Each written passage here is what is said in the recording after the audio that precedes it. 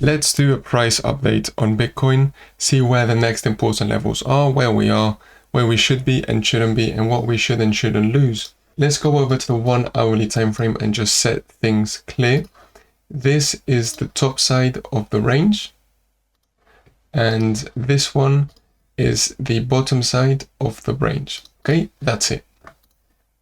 Now, we had, before this was what the bottom side of the range was, we had a push down, grabbed this really short-term liquidity, and then we've been getting a push up ever since then. We had a swing failure pattern right there, and the price did not react as we should have seen, okay? Because when you get a swing failure pattern, usually it's like this. This wasn't a swing failure pattern, but we grabbed liquidity and we moved up quickly. Usually when you grab liquidity, you want a quick, fairly quick move down. We didn't get that. We instead pushed up and fully cleared all of this liquidity that we had on the top side. I'll show you in just a second how we actually didn't hit a random level. We're now seeing a push down, and I'm going to tell you why this area was a fairly good place for us to look for a long and why we shouldn't really lose it. Following the mindset that we follow in this channel, this is a sideways range. When you break out of the range, you're fine with a retest back in, okay?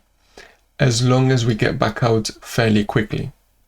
If not, if this fails, this trade that I'm currently in fails, and we don't really move or we move back down, this just means we've gone back inside this sideways range, and the most likely thing is that we're going to go and clear this long's liquidity.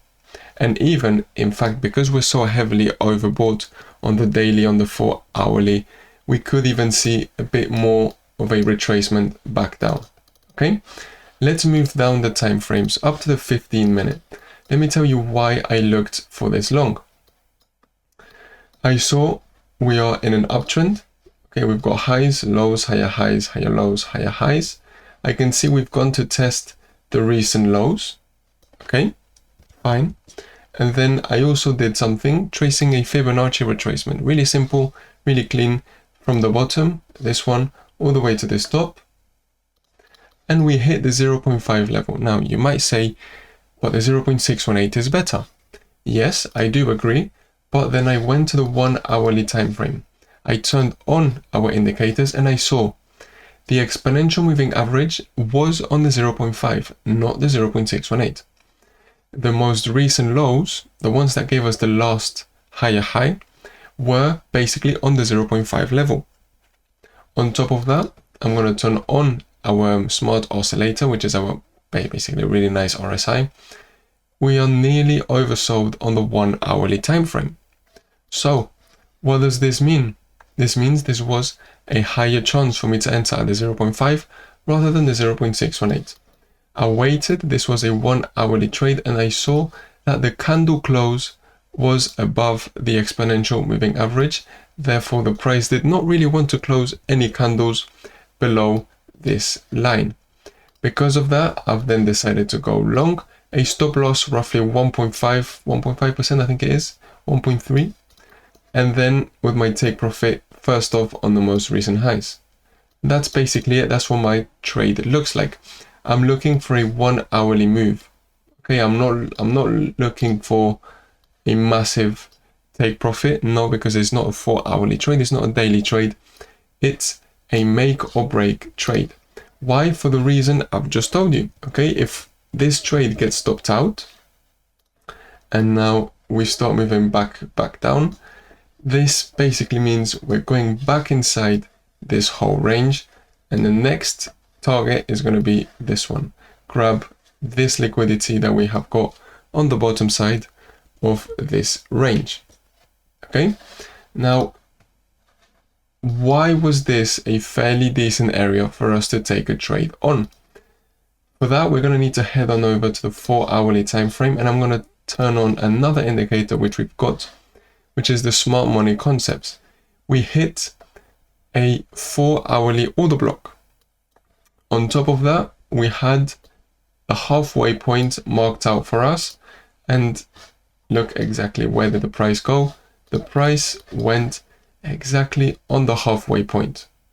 Okay, on top of that, you were on an order block, you were making a bearish divergence on Bitcoin, you were going above this whole sideways range to grab some liquidity. It was a fairly nice trade for you to take. Having said that, there's not much more for me to say on Bitcoin. The next area which I'm going to be quite interested in is going to be this one, roughly 74, 73, 500. We've got daily fair value gap, 4 hourly fair value gap, breakout order block. We've got the exponential moving average, and that would basically mean we would be waiting for Bitcoin to drop a 6%. If you manage to go to go short here, it might be good for you to try and hold it. Okay, if you want to, sure. I personally, I'm probably not going to hold it for that long. The most important thing, if you manage to go short here, or if you're going long here, whatever it is that you are doing, most important thing for you to do is just move it up, move your stop loss to break even point, so that if the price does start to go against you, you're not actually losing money. The most important thing in trading is not to make money, is to not lose money. You can't trade anymore if your account is fully gone. We can now have a really quick look at something like Ethereum. Ethereum hasn't actually done much. We didn't get a liquidity sweep. We didn't go above the recent high. We did basically nothing. And I personally did not take this trade. We didn't even make it. I don't think we made it to the 0.5. Yes, we made it to 0.5, but we didn't respect as nicely the exponential moving average. I didn't take a trade on Ethereum. I took a trade on Solana for the exact same reason. First off, this was an amazing trade from Solana. We had a very nice liquidity sweep right there. You can see it says liquidity. You've got the little bubble, you've got the little X. It was a fairly straightforward trade. How you went short when the candle closed, your stop loss just above the candle, and then your take profit down to there. Why your take profit around there? Well, let me tell you. You're basically just playing ping pong. Fibonacci from the low all the way to the high. I just said that your take profit went exactly there. So really with Solana, what I'm doing is I've gone short because of this liquidity sweep. I've taken profits on the Fibonacci retracement of this whole push up. And since then, I've entered a long position. Okay, these trades are not to make yourself a millionaire. It's just how you're going to very slowly grow your capital, how you're going to slowly make more and more money. Additionally, this was a fairly nice setup. Exponential moving average right there. You were lower lows on RSI, higher lows on price action. You had a fair value gap right there. You were on the 0.5 level. It was a fairly decent trade. Okay. As soon as the price gives me maybe 2% profit, I'm going to move my stop loss to break even point so that I'm no longer at risk, and then I'm going to extend it. Ideally, I would like to hold it down, yes, again, till around there. This would be take profit 1, and then my second take profit would be up to around the recent highs. Okay, so I'm basically looking for a between 3 and 5% move on Solana. That's essentially it. Okay, again, same as Bitcoin. If this gets lost, then I would be expecting Solana to get another push down, go down to this area, grab some more liquidity boosts, because we've got, I don't know if you can see it, we've got 1, 2, 3 liquidity points which we haven't grabbed. Therefore, that would be my next target. That's it. Okay. Oh, actually, no, that's not it. Actually, because our indicators, for example, on Dodge, we got a successful liquidity sweep right there as well. Okay. We had a push down. We hit a breaker order block. We hit a 1 hourly fair value gap. We are doing something very nice with the RSI. We're making higher lows on the RSI, lower lows on the price action.